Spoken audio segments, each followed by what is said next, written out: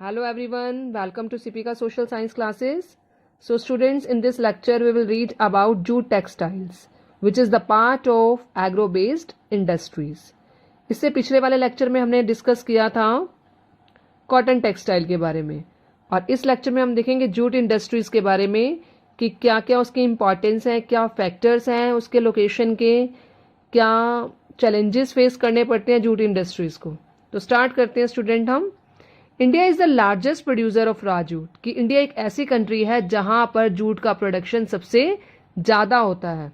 But India is the second largest exporter after Bangladesh. Means Bangladesh जो है वो सबसे फर्स्ट नंबर पे आता है एक्सपोर्ट करने में। उसके बाद किसका नाम आता है? इंडिया का नाम आता है, जो जूट का सबसे ज्यादा एक्सपोर्ट करता है। अब देखते हैं जो हमारी फर्स्ट जूट मिल थी वो कहां पर एस्टैब्लिश हुई थी। It was established near Kolkata in 1859 at Rishra. Last वाले लेक्चर में भी मैंने आपको बताया था कि फर्स्ट कॉटन जो टेक्सटाइल थी वो कहां पर एस्टैब्लिश हुई थी। अगर आपने वीडियोस को ध्यान से देखा होगा तो आपको जरूर पता होगा, और आप उसका आंसर मेरे कमेंट सेक्शन में बताएंगे कि कॉटन टेक्सटाइल जो फर्स्ट कॉटन टेक्सटाइल एस्टैब्लिश हुई थी वो कहां पर हुई थी, क्योंकि ये 1 मार्क के क्वेश्चन आते हैं तो आपको इसको अच्छी तरह से याद रखना पड़ेगा। तो कॉटन टेक्सटाइल के बारे में आप बताएंगे। और जूट मिल जो एस्टैब्लिश हुई थी वो कहाँ हुई थी? Kolkata in 1859 at Rishra. After partition कब हुआ था? 1947 में। Jute mills remained in India but 3/4 of the jute producing area went to Bangladesh. कि जो जूट मिल्स थी वो तो इंडिया में रही जहां पर जूट का प्रोडक्शन होता था, पर जो जूट प्रोड्यूसिंग एरिया था पार्टीशन के बाद वो 3/4 कहाँ चला गया था? बांग्लादेश में चला गया था, जिसकी वजह से थोड़ा सा सेटबैक लगा था इंडिया को, क्योंकि मोर देन 50% एरिया जहां पर जूट का प्रोडक्शन होता था वो पार्टीशन के बाद बांग्लादेश में जा चुका था, जिस पर अब इंडिया का कोई भी राइट नहीं था। Most of the India jute mills are located in West Bengal near Hooghly river. जो इंडिया की बहुत सारी जूट मिल्स हैं वो कहां पर एस्टैब्लिश हुई हैं? West Bengal near Hooghly river. अब यही क्वेश्चन सेम अराइज होता है कि हमने जो जूट मिल्स हैं वो वेस्ट बंगाल में ही क्यों एस्टैब्लिश किया, क्या रीजंस थे? जैसे हमने कॉटन में पढ़ा था कि जो कॉटन टेक्सटाइल्स हैं वो कहां पर एस्टैब्लिश्ड है? महाराष्ट्र और गुजरात में। सेम वही क्वेश्चन यहां पर अराइज हो रहा है कि जो जूट टेक्सटाइल्स हैं वो कहां पर एस्टैब्लिश्ड है? West Bengal near Hooghly river. What are the reasons? तो पहला रीजन हम पढ़ेंगे students, proximity to the jute producing area.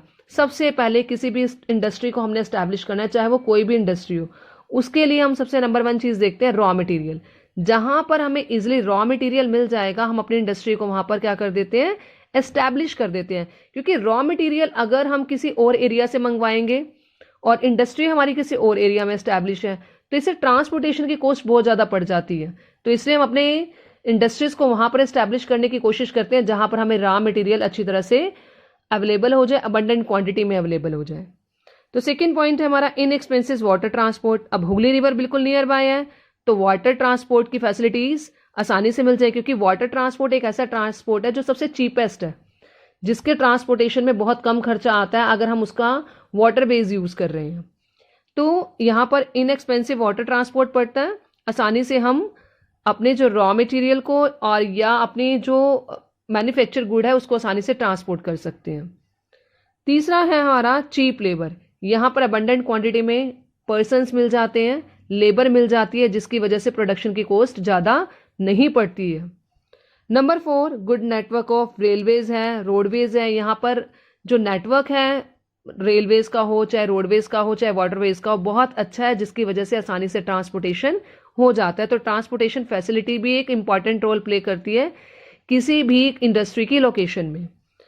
अब water facility for processing raw jute. अब हुगली रिवर नियर है वेस्ट बंगाल के, तो वहां से रॉ जूट की जो प्रोसेसिंग है वो इजिली हो जाती है। अगर हमने रॉ जूट बनाना है उसके लिए वाटर चाहिए और उसके प्रोडक्शन में वाटर चाहिए, क्योंकि अगर कोई भी क्रॉप अगर हमें उगानी है तो वाटर तो अबंडेंट क्वांटिटी में चाहिए, और अगर आपको नियर बाय वाटर फैसिलिटी मिल रही है तो वो बहुत अच्छा होता है किसी भी क्रॉप की प्रोडक्शन के लिए।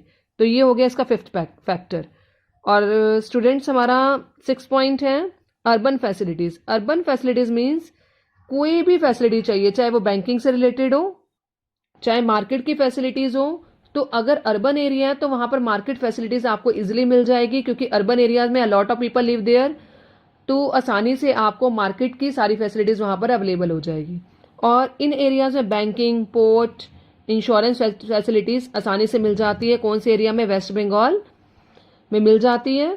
तो यही सब फैक्टर्स हैं जो किसी भी इंडस्ट्री की लोकेशन के लिए हेल्पफुल हैं, और वेस्ट बंगाल में ये सारे के सारे फैक्टर्स अवेलेबल हैं जो जूट प्रोडक्शन के लिए एक मेन रोल प्ले करते हैं। तो स्टूडेंट्स, ये था आपका कि क्वेश्चन भी आता है कि why the most of the jute mills are located in West Bengal near Hooghly river, give the reason. तो आपने यही सेम रीजन देने हैं। कौन कौन से? रॉ मटेरियल इजिली अवेलेबल है, water facilities, cheap labour, good network of railways, water facilities, और बैंकिंग, पोर्ट, इंश्योरेंस फैसिलिटीज। तो अगर आप ये लिखते हैं तो आपका 5 मार्क्स का एक क्वेश्चन कवर हो जाता है। अब स्टूडेंट्स रीड करते हैं इंपॉर्टेंस ऑफ जूट इंडस्ट्री। तो इंपॉर्टेंस क्या है जूट इंडस्ट्री की? नंबर 1 पॉइंट है एम्प्लॉयमेंट। जैसे मैंने इसमें बताया था आपको कि लेबर इजिली अवेलेबल हो जाती है क्योंकि वहां पर वेस्ट बंगाल में बहुत सारे लोग हैं और बिहार और उड़ीसा की पॉपुलेशन बहुत ज़्यादा है जिनको यहाँ पर आसानी से वर्क मिल जाता है। तो वही सेम पॉइंट कहाँ पर कंटिन्यू करेंगे हम? यहाँ पर, कि जूट इंडस्ट्री एक ऐसी इंडस्ट्री है जिसकी वजह से बहुत सारे लोगों को वर्क मिल जाता है। 3.71 lakh workers are employed in jute industries.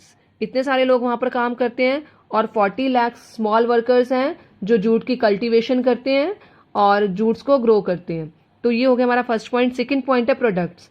The jute industry provides product of daily uses like jute bags, ropes, mats etcetera. Number 3 point, foreign exchange. अगर हम जूट का एक्सपोर्ट कर रहे हैं तो of course we people are earning foreign money. तो by exporting raw jute and manufactured goods brings a lot of foreign exchange in India, जिसकी वजह से इंडिया बहुत ज़्यादा अर्न करती है अगर वह जूट को एक्सपोर्ट करती है। नंबर 4 पॉइंट है हमारा promotion to small scale industries. Many product of the jute industries are manufactured by the small scale industries और cottage industries, so it provides a lot of benefit to the people of the small scale industries and cotton industries, कि उन लोगों को बहुत ज़्यादा फायदा होता है कि इन इंडस्ट्रीज में काम करने से उनकी लाइवलीहुड चलती रहती है। नंबर 5 पॉइंट है, that is the most important point, environmental friendly. The jute products जो हैं वो बायोडिग्रेडेबल है, मतलब जो आसानी से डिस्पोज हो जाते हैं। जैसे प्लास्टिक बैग्स हैं, उसको अगर हम डिस्पोज करना चाहें वो आसानी से नहीं होते हैं, और जो जूट बैग्स हैं वो डिस्पोज हो जाते हैं, वो बायोडिग्रेडेबल हैं और एनवायरमेंटल फ्रेंडली है। तो ये हमारी इंपॉर्टेंस है जूट इंडस्ट्रीज के बारे में कि जूट इंडस्ट्रीज हमारे लिए कैसे फायदेमंद है। तो स्टूडेंट्स, इस लेक्चर में हमने डिस्कस किया है जूट टेक्सटाइल, कहाँ उसकी लोकेशन है, कौन से फैक्टर्स इफेक्ट करते हैं लोकेशन के लिए कि जिसकी वजह से जूट का प्रोडक्शन ज़्यादा से ज़्यादा हो, और हमने पढ़ा इंपॉर्टेंस ऑफ जूट इंडस्ट्री। और नेक्स्ट लेक्चर में हम पढ़ेंगे students about it's challenges and national jute policy.